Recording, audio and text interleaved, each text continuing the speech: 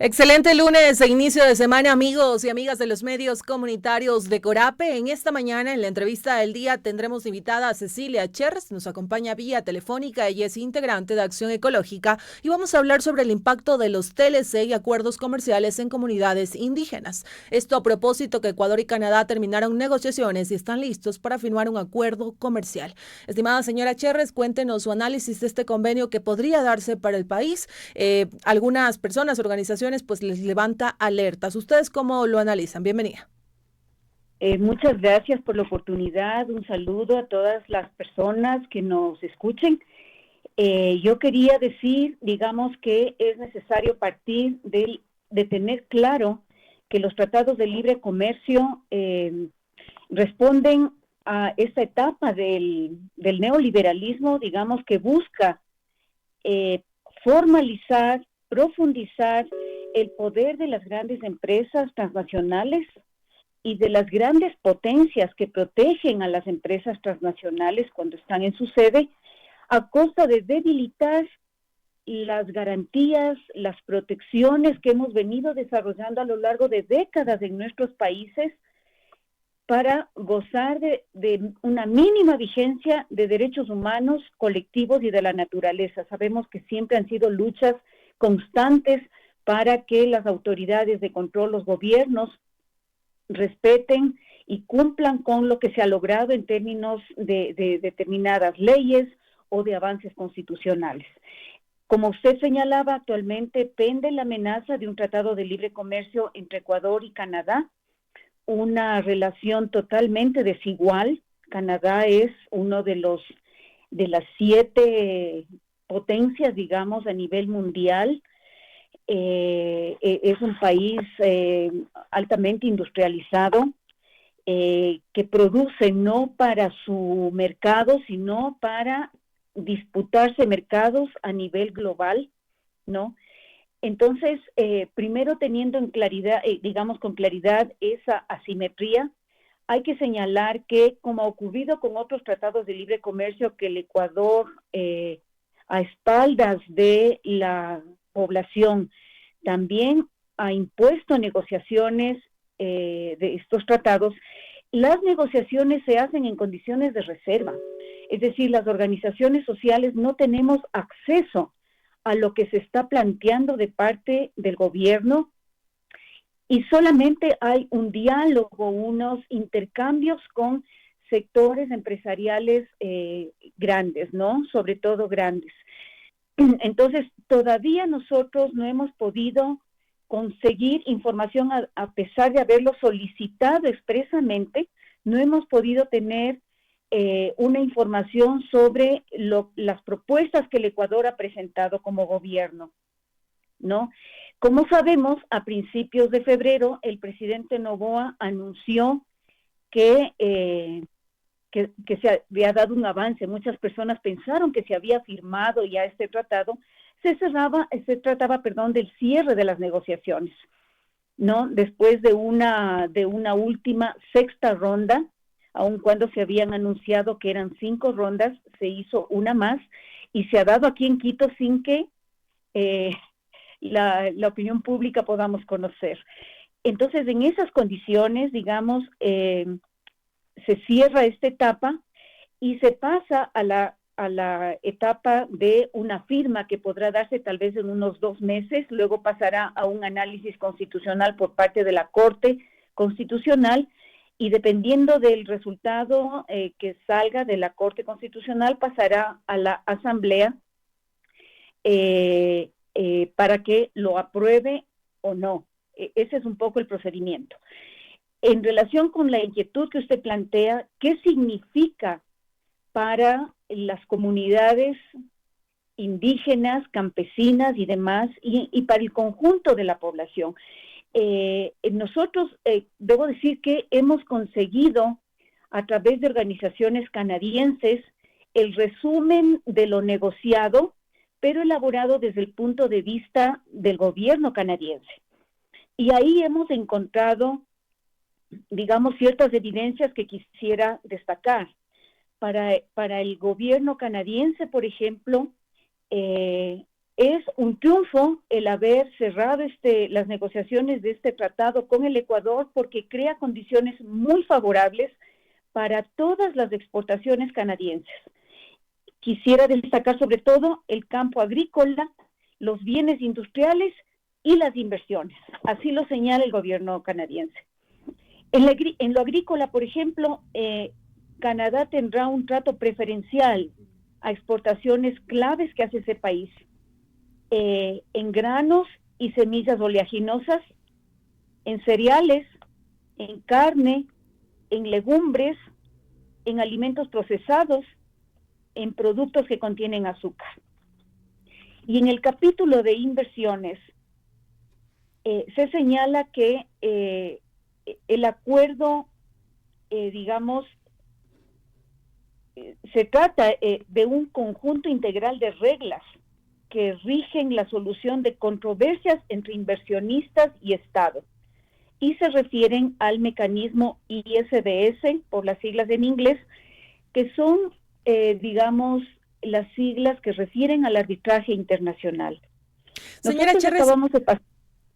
Sí, dígame. sí, señora Cherres, también ocurría la duda por parte de organizaciones ahí, precisamente por lo que usted acaba de mencionar, el arbitraje internacional, y que nos explique un poco más, ¿esto qué implica el que se haga referencia a este tema?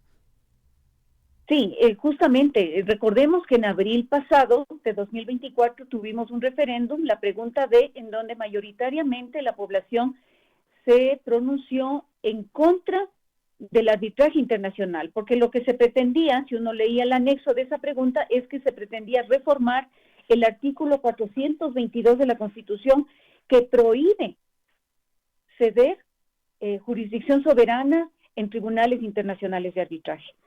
Y el acuerdo, del capítulo de inversiones, señala específicamente estas reglas del arbitraje internacional.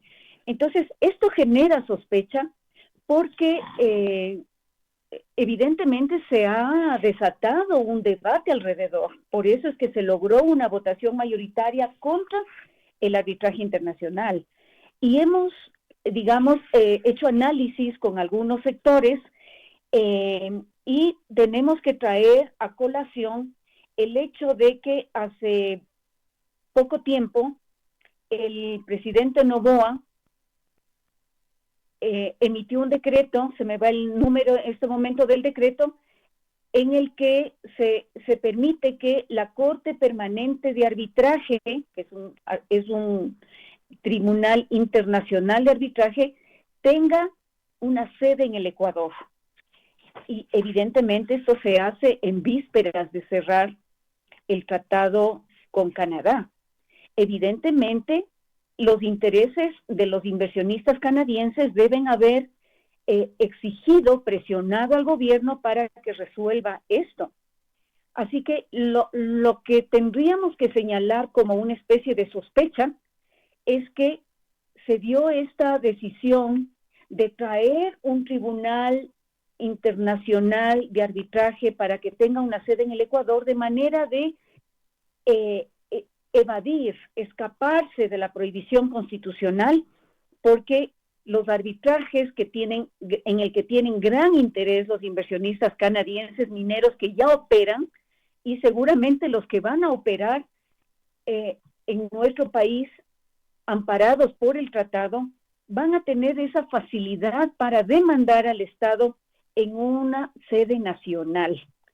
Evidentemente aquí falta debate jurídico todavía y es necesario nuevamente mantenernos en alerta, profundizar el debate, el análisis sobre qué implica esto con esta vergonzosa trampa que nos tienden al Ecuador, a las organizaciones sociales del Ecuador, al hacer este juego, yo diría hasta perverso, buscando satisfacer las necesidades, las demandas, las exigencias que hacen las corporaciones, sobre todo mineras y seguramente en otras inversiones también hay hay unos intereses petroleros canadienses, ¿no es cierto?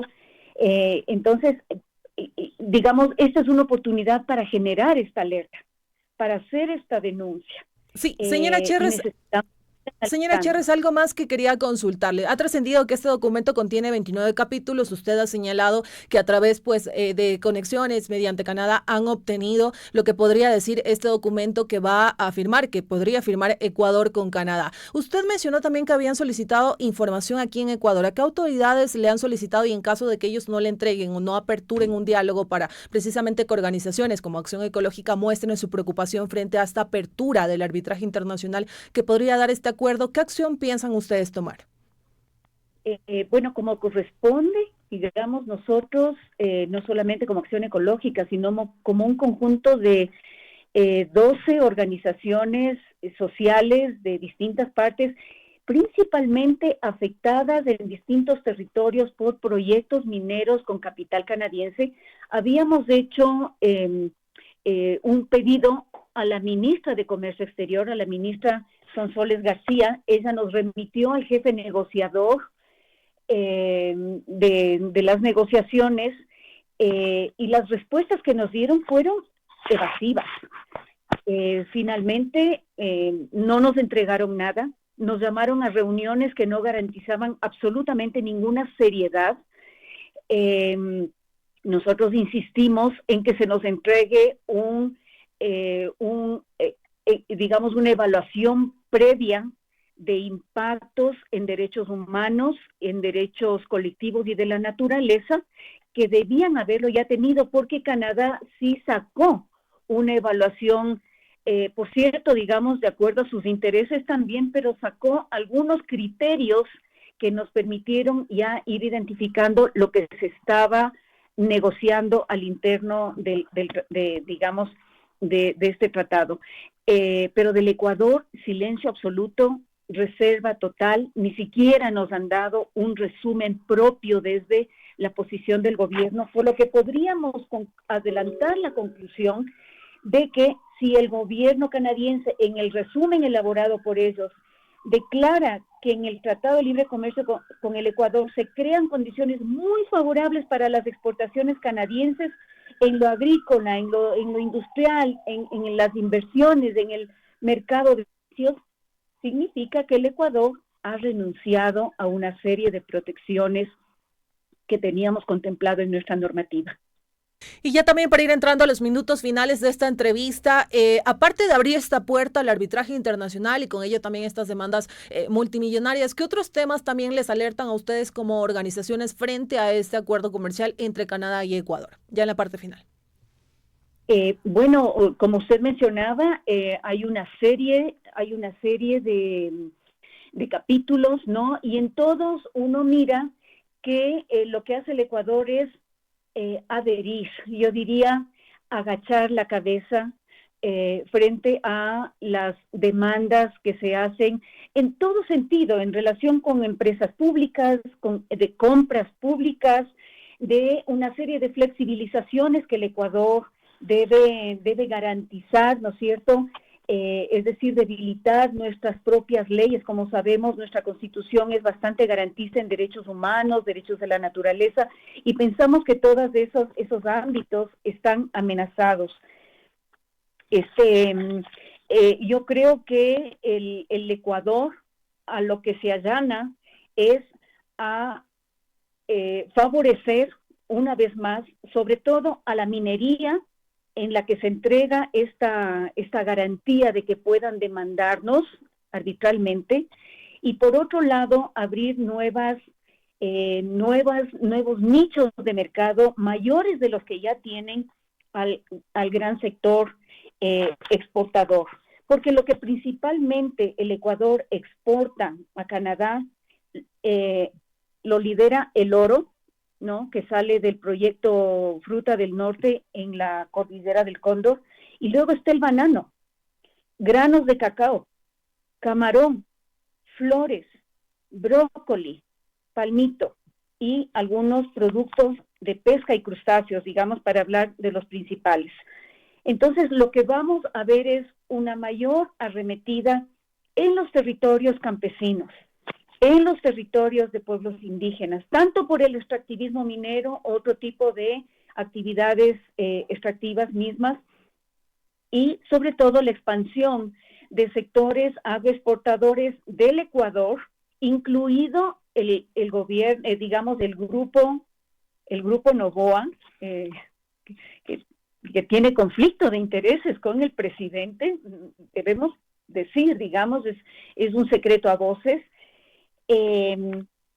y que evidentemente la expansión de estas actividades de agroexportación van a implicar mayores daños a los que ya se ha visto en la aplicación de estas actividades que normalmente responden a tecnologías altamente contaminantes.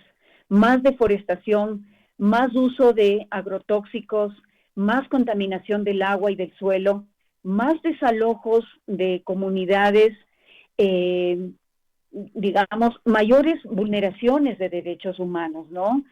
Entonces, el panorama es desalentador. Estamos ante un ejercicio de impunidad que se viene, pero que también hemos podido constatar en términos de el papel que ha jugado el gobierno actual de una absoluta complicidad con los intereses corporativos de Canadá y los grandes intereses empresariales del Ecuador, en donde también hay intereses transnacionales en el sector bananero, en el sector camaronero, en el sector floricultor. Hay inversionistas internacionales que tendrían la posibilidad de demandar al Estado ecuatoriano, extrayendo fondos públicos.